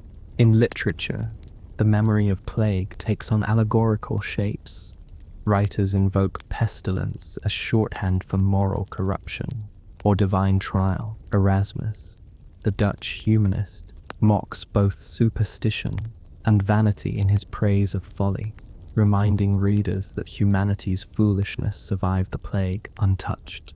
In England, Thomas More's Utopia imagines a perfect society, clean, rational, and free from disease. The longing for order, for a controllable world, is the unspoken inheritance of an uncontrollable century. Meanwhile, medicine continues to inch forward, propelled by curiosity and necessity. In Padua, Vesalius dissects human cadavers with unprecedented precision, publishing De Humani Corporis Fabrica in 1543. His drawings, detailed and unflinching, show the body as both mechanism and mystery. The text overturns centuries of error inherited from ancient authorities. It is, in its way, a rebuttal to the ignorance that once let the plague run wild. The human body, once a vessel of divine punishment, is now a subject of study. Public health, too, becomes more structured. Italian cities refine their quarantine systems, building dedicated lazarettos, islands, or enclosed compounds where travelers and goods are inspected before entry. The Republic of Venice perfects the model, balancing commerce and caution with bureaucratic grace. Records of these inspections survive, full of names, dates, and minor tragedies. A sailor dies alone in confinement. A merchant bribes his way out. A doctor notes symptoms in careful Latin. It is the quiet paperwork of survival, history written in ledgers instead of chronicles. In France, outbreaks continue to flicker through the 16th century. The city of Lyon, struck in 1564, responds with organized charity and rudimentary medical coordination. Across the Channel, London experiences its own cycles of sickness. 1551, 1563, 1593, each remembered briefly, then folded into routine. The very predictability of recurrence dulls the edge of terror. Death remains present, but no longer exceptional.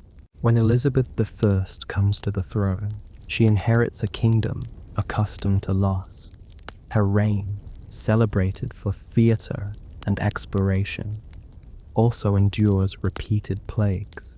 Theatres close during outbreaks, and Shakespeare, writing a few decades later, mentions plague almost casually. It hovers at the edge of his plays, a silent fact of life.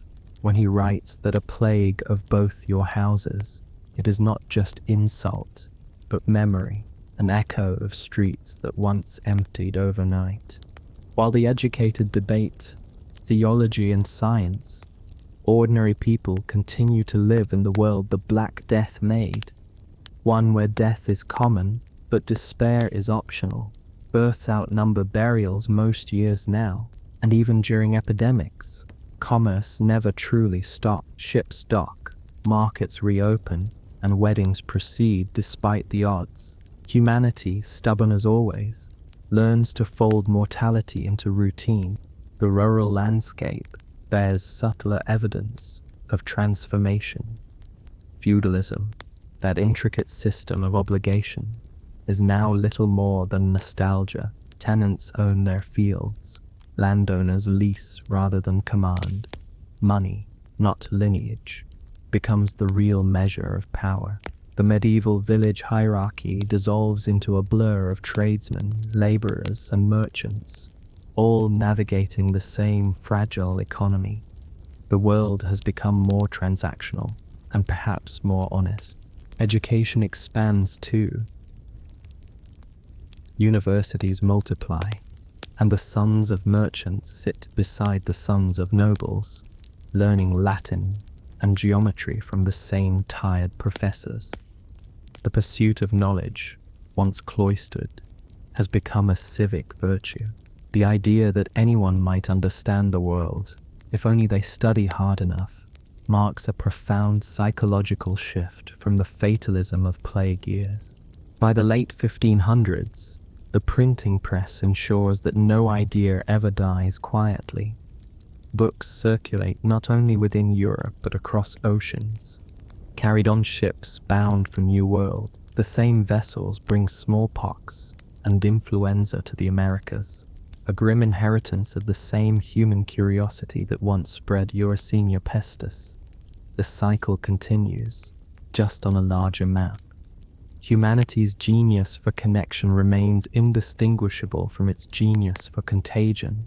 Yet, despite the repetition, the tone has changed. The people of the 16th century view disease less as punishment and more as circumstance. They may not know about microbes, but they understand pattern. When an epidemic arises, they talk of climate, of trade, of cleanliness. The search for cause has shifted from heaven to earth. The intellectual descendants of plague survivors are learning to think horizontally rather than vertically, to look around instead of up, and perhaps that is the quietest revolution of all. The Black Death, by stripping away certainty, forced Europe to rebuild meaning piece by piece.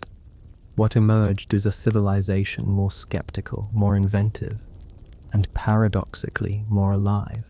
Faith endures, but it now shares space with reason. Fear lingers, but it coexists with curiosity. The continent that once prayed for mercy now asks questions instead.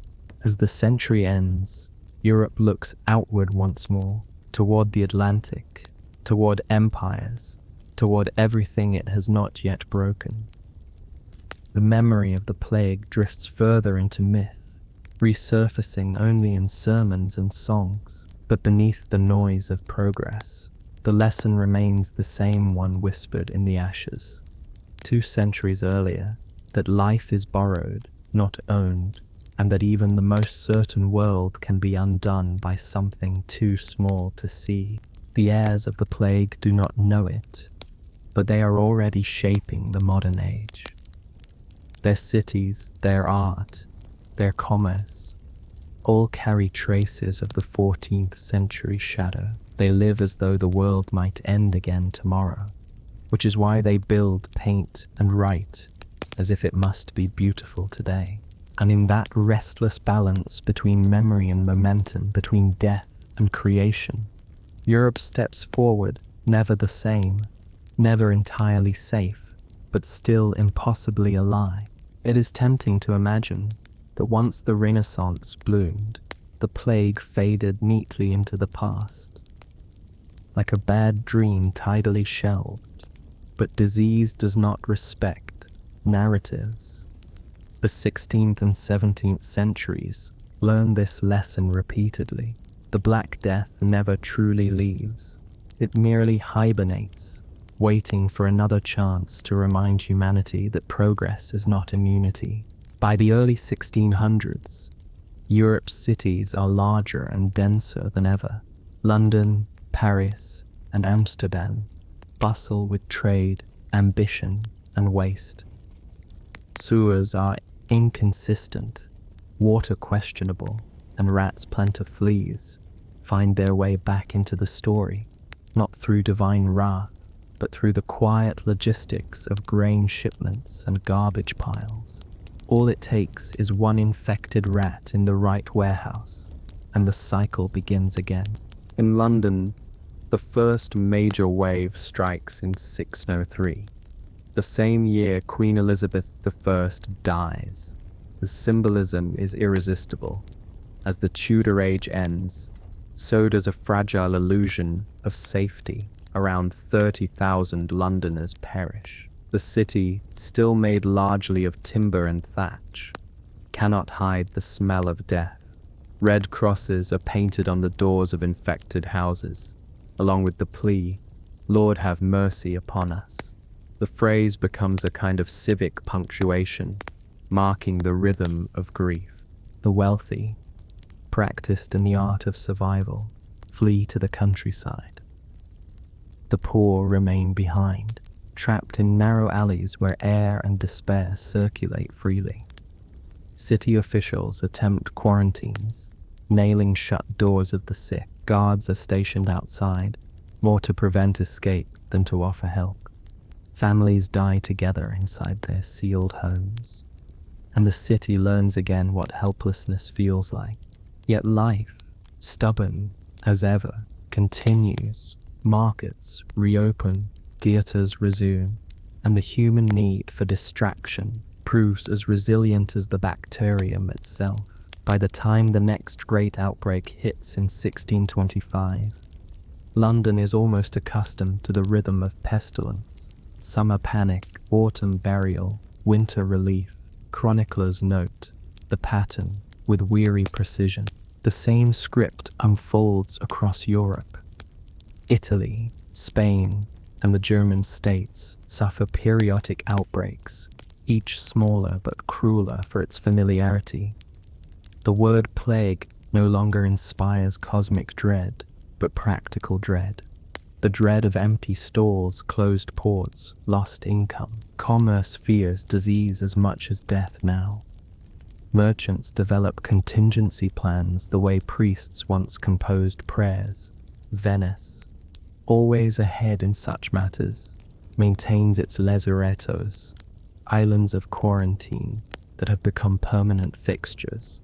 Ships wait offshore for inspection. Goods are fumigated. Letters baked in ovens to sterilize them. It is bureaucratic paranoia. Elevated to art form, the Venetian system becomes the model for Europe's health policy. Measured, methodical, and slightly absurd. The century's most famous visitation arrives in 1665. The Great Plague of London. By then, the city is home to nearly 500,000 souls, most living in cramped conditions. The summer begins hot and dry, ideal weather for fleas. The disease spreads swiftly, feeding on proximity and poverty. Death counts are posted weekly in what are called bills of mortality, small printed sheets listing causes of death by parish. Plague dominates the columns.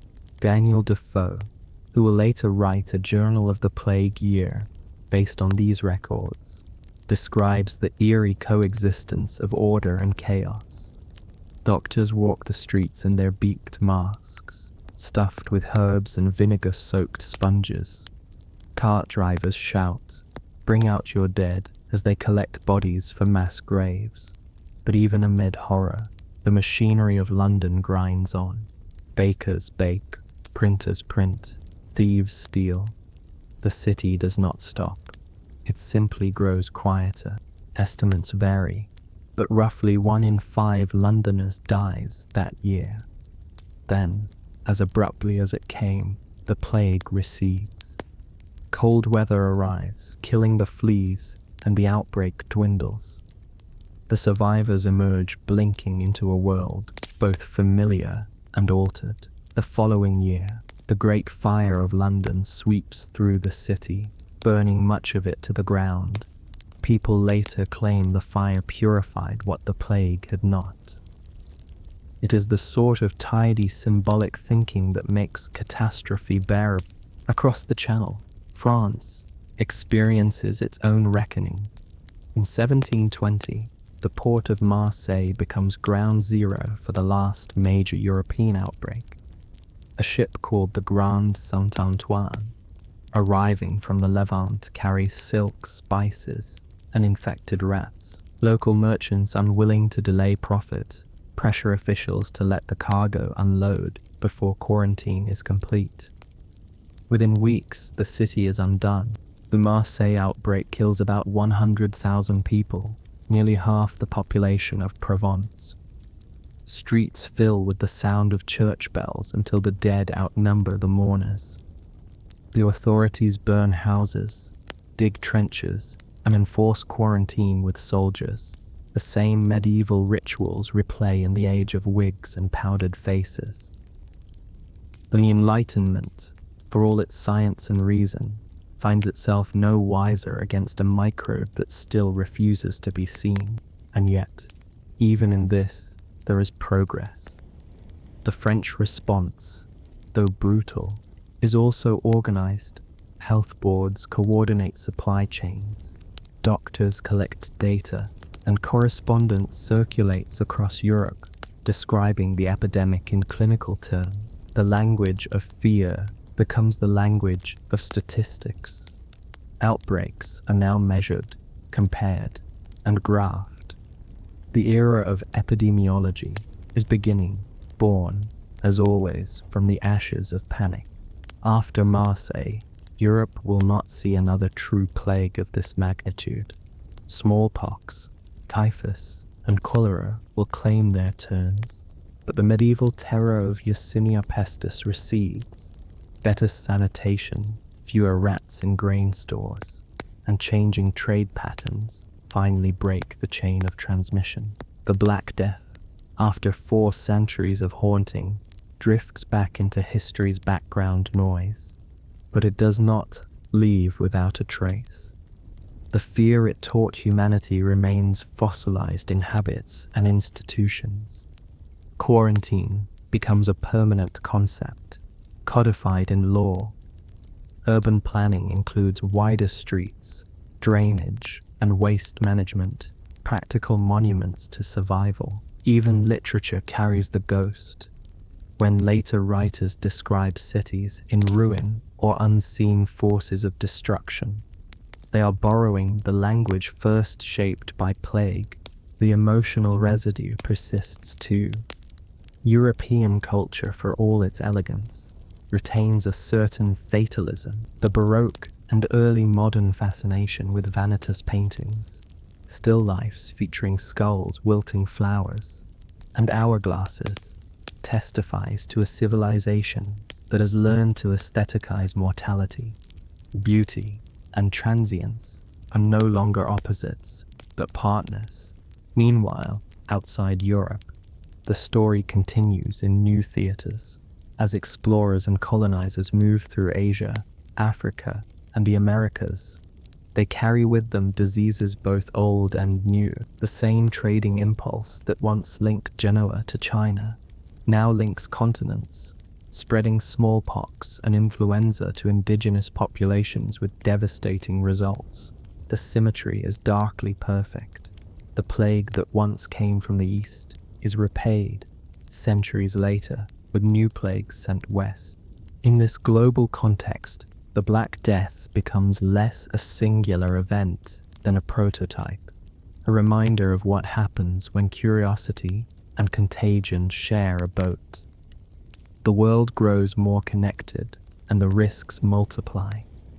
The same energy that builds empires also builds pandemics. Humanity, as ever, refuses to separate those two pursuits. By the 18th century, the memory of the Black Death has softened into history. Scholars write about it in past tense. Artists paint it as allegory. Graveyards grow over with grass. Their bones turn to dust. The world that once trembled at invisible enemies now hums with factories and commerce.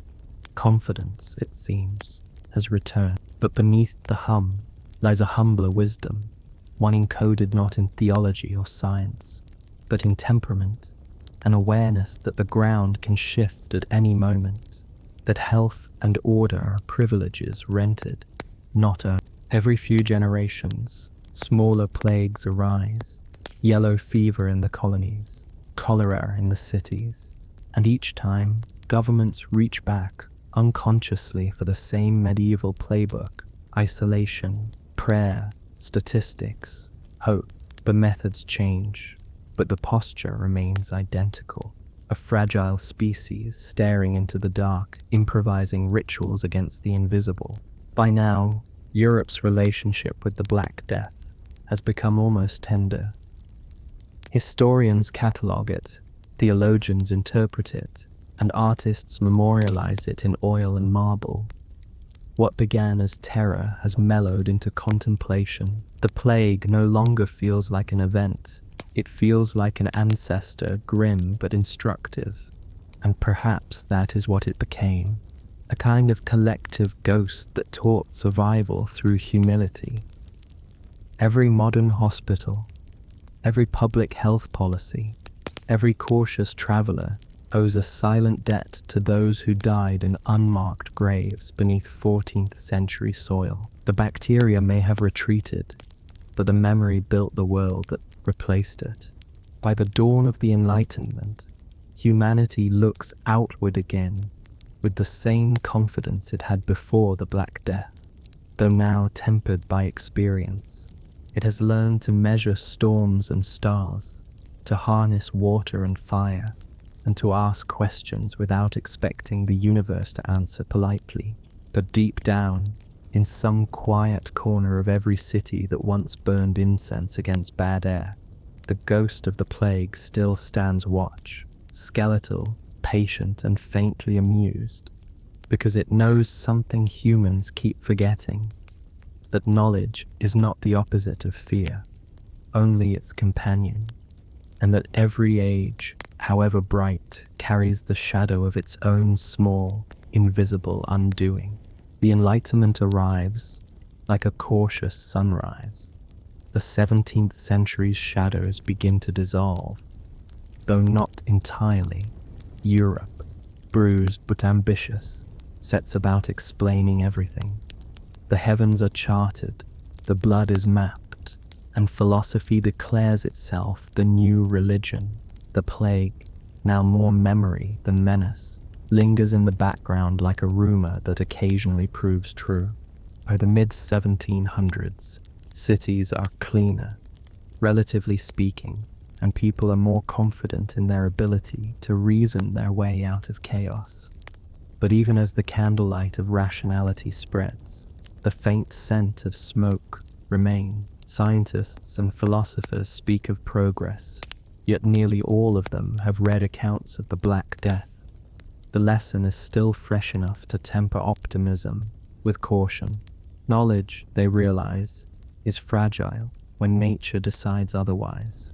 In 1720, as Marseille still buries its dead, Voltaire is a young man watching his generation inherit both the promise of science and the paranoia of the past. The Enlightenment's devotion to order and measurement is, in some quiet sense, a response to the memory of plague. If the world once seemed governed by invisible wrath, then perhaps it can now be understood through visible cause. The microscope becomes a weapon against mystery. The age of observation begins not with confidence, but with a faint tremor of fear.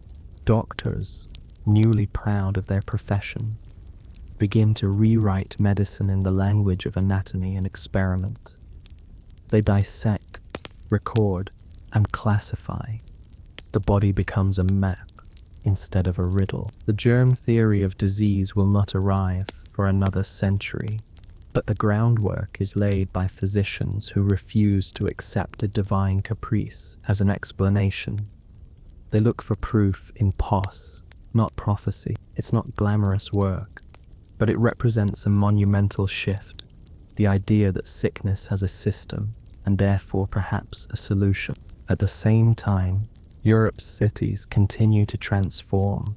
Wide boulevards replace narrow medieval lanes, partly for aesthetics, partly for air. Public baths reopen, not as penance, but as hygiene. Water systems improve, though the link between cleanliness and contagion is still more intuition than science. The look of modernity, open, symmetrical, confident, emerges from a lingering desire never to be trapped again in a maze of death. The memory of the Black Death also seeps into political thought.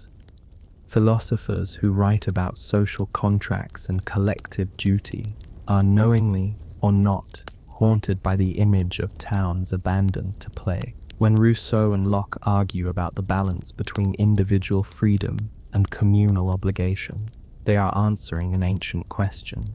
What does society owe to its weakest members when survival is on the line? The plague had once exposed the limits of compassion.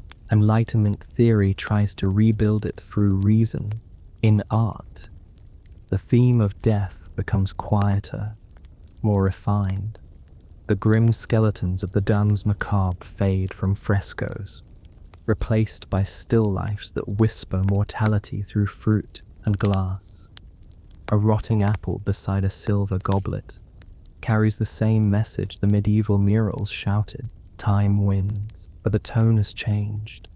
Death is no longer a monster, it's a companion, elegant and inevitable. By the 1800s, the Black Death has receded far enough to become a subject of scholarship rather than fear. Historians write about it the way one might write about ancient wars, distant, tragic, and safe.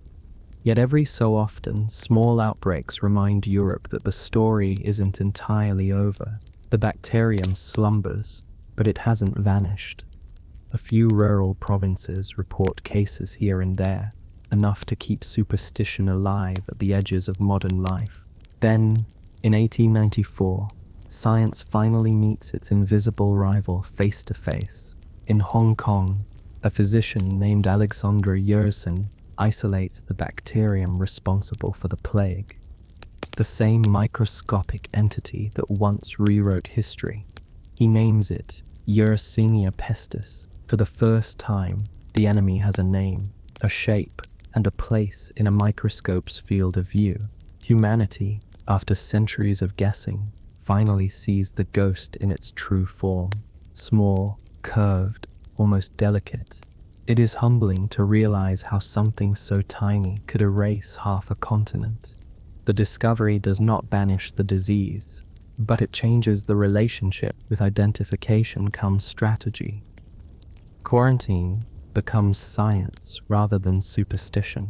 Fleas and rats are recognized as carriers, and sanitation efforts acquire a new purpose. Cities establish boards of health that sound remarkably modern.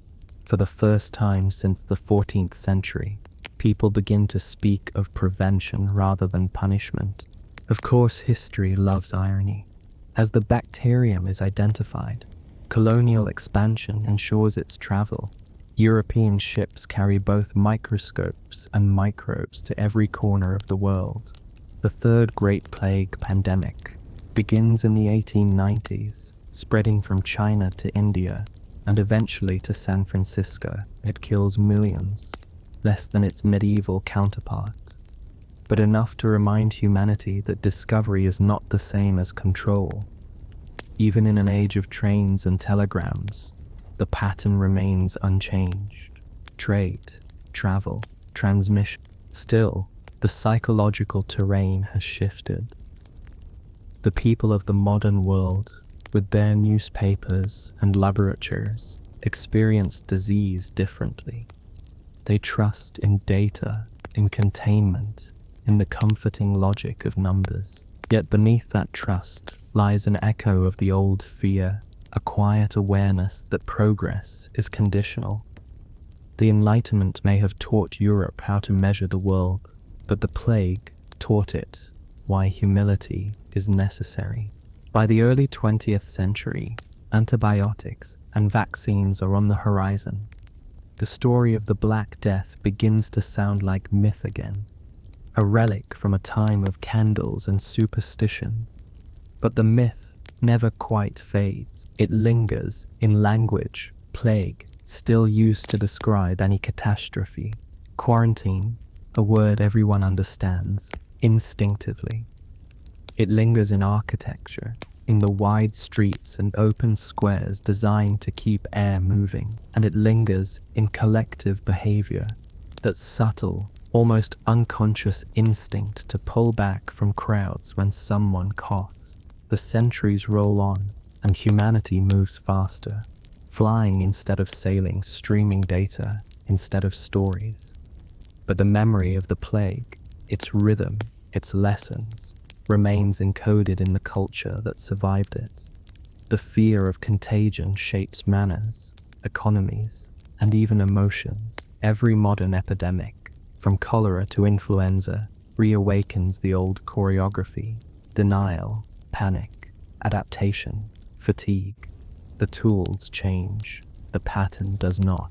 By the time the modern age declares itself triumphant with its factories, its chemistry, its faith in progress, the ghost of the Black Death is already sitting quietly in the corner. Wait, when the next pandemic comes, centuries later, people will still reach for the same ancient vocabulary: ways, contagion, isolation, hope.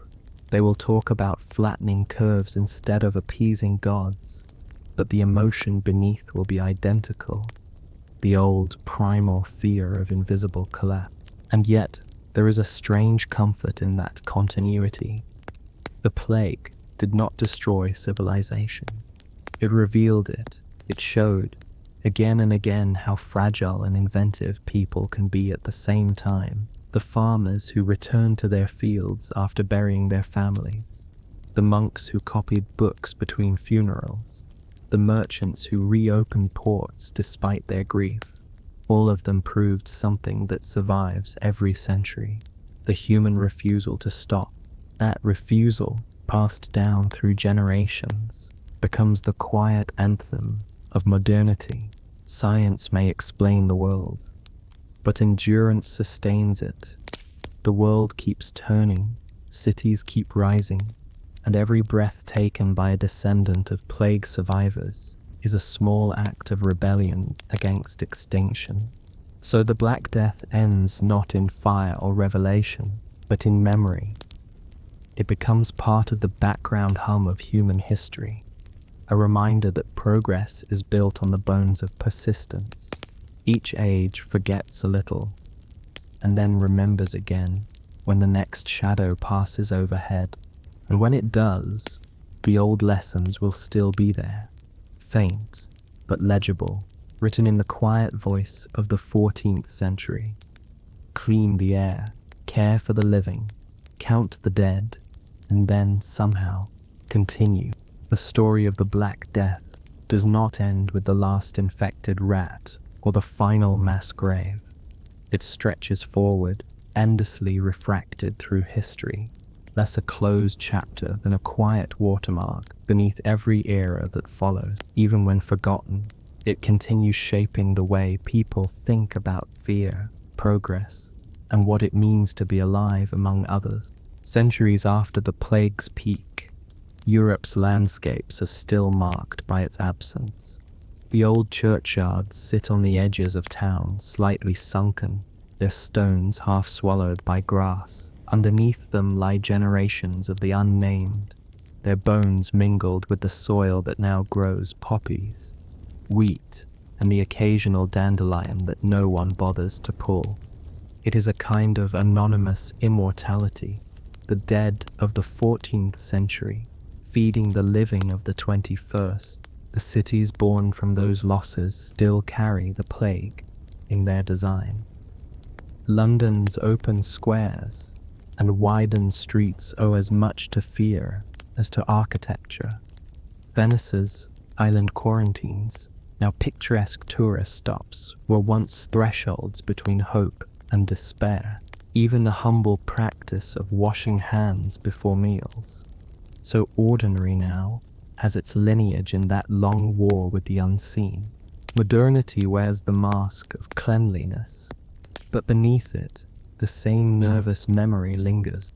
The descendants of plague survivors would eventually populate the Industrial Revolution, the colonies, and the laboratories that invented antibiotics. Their immune systems and their imaginations had been shaped by catastrophe.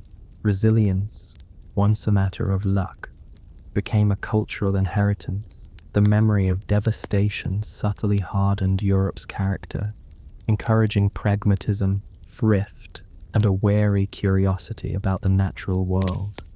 To understand disease was no longer blasphemy, it was duty. When the industrial age arrives, The pattern repeats itself on a larger scale.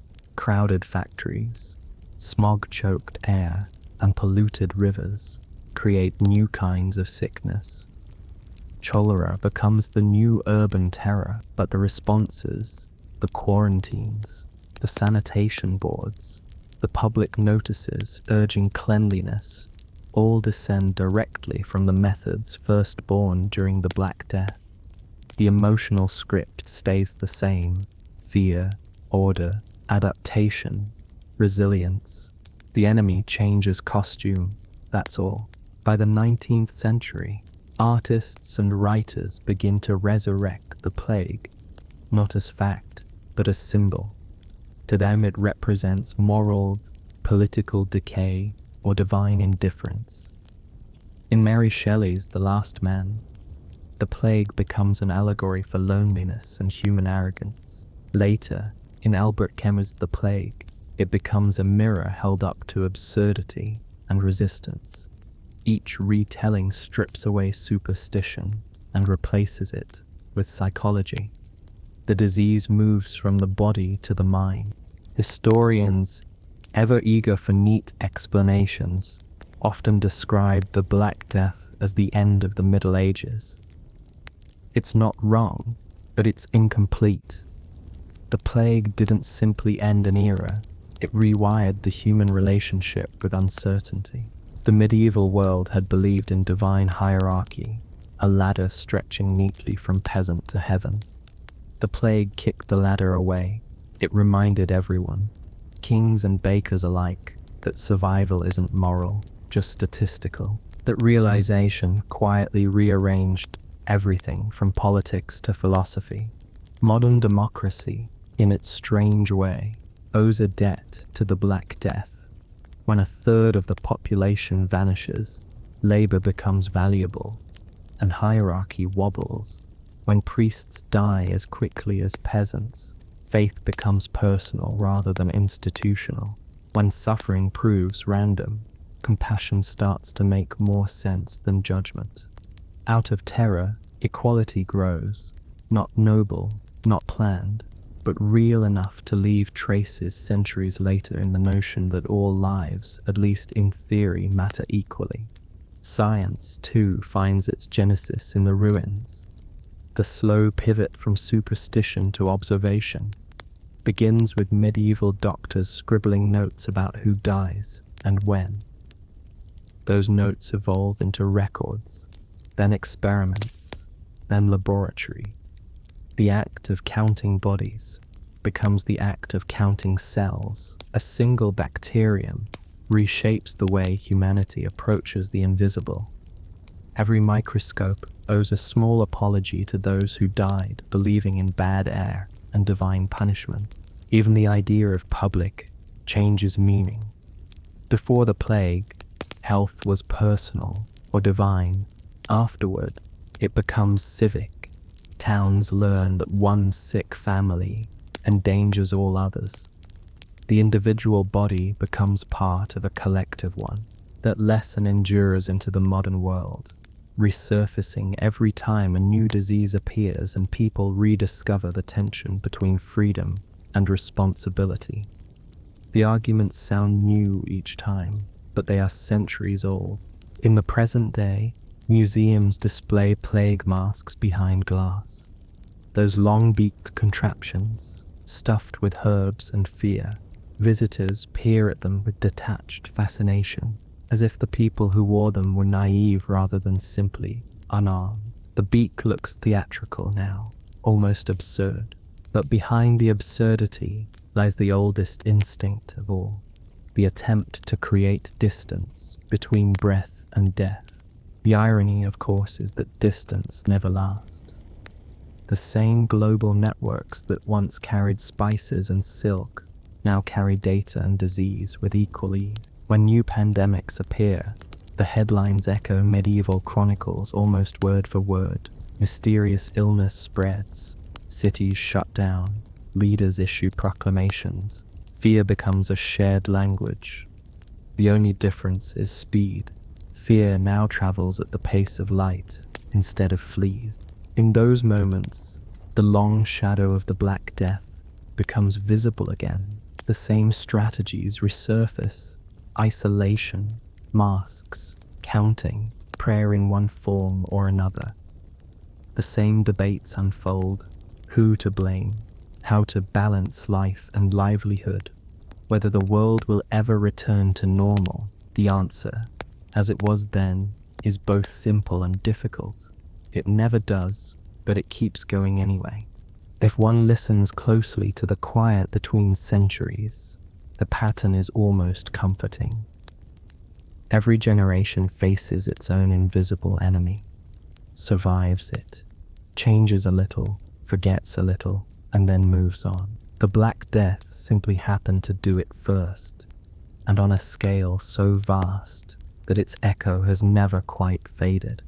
It taught the world that certainty is fragile, that compassion is a form of endurance, and that civilization is not measured by how it thrives, but by how it rebuilds. Its victims, though long forgotten by name, still live in every hospital, every vaccine, every moment someone decides to care for a stranger rather than flee.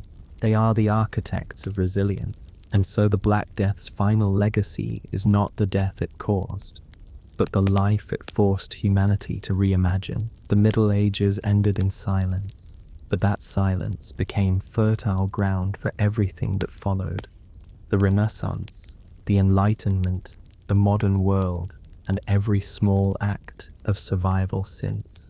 In the end, the plague's greatest revelation is also its gentlest: that the world, for all its fragility, has an extraordinary talent for continuing.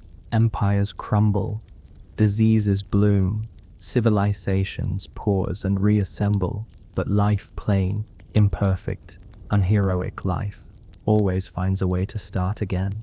And somewhere, beneath the hum of modern cities, beneath the asphalt and the Wi-Fi and the noise, the bones of 14th century Europe still rest quietly in their fields, holding the story of how the world once stopped, and then, very slowly, remembered how to breathe.